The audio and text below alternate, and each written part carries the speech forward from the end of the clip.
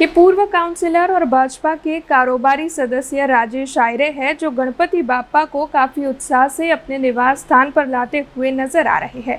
आज जब गणेश चतुर्थी मनाई जा रही है, तब हर कोई बाप्पा का काफी उत्साह से और धामधूम से स्वागत कर रहा है।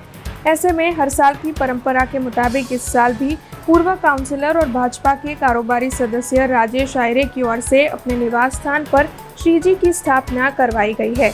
इस दौरान युवा काउंसलर श्रीरंग आयरे, जीतू आयरे, दीपक आयरे, रौनक आयरे समेत पूरा आयरे परिवार मौजूद था। ढोल ताशे के ताल पर नाचते गाते हुए पूरे आयरे परिवार की ओर से बाप्पा का स्वागत किया गया। આજરોજ ગણેશ ચતુર્થી નિમિત્તે વડોદરા શહેરના તમામ નગરજનોને ગણેશ ચતુર્થી નિમિત્તે ખૂબ ખૂબ શુભેચ્છા પાઠવું છું।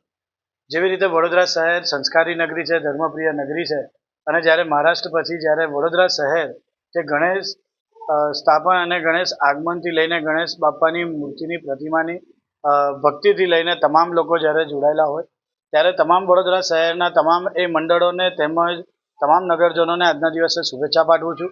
સાથે વડોદરા શહેરને જેવી રીતે આપણે જોયું કે ભૂતકાળની અંદર જે પૂર આવ્યો અને જે હાનિ થઈ છે, એ તમામ વસ્તુઓથી પણ બાપા શક્તિ આપે અને ફરીથી એક વખત વડોદરા શહેર જે રીતે ધમધમતું હતું એવી રીતે ધમધમે, એવી જ રીતે આજના દિવસે ફરીથી એક વખત વડોદરા શહેર અને તમામ નગરજનોને खूब खूब शुभेच्छा पाती हूँ।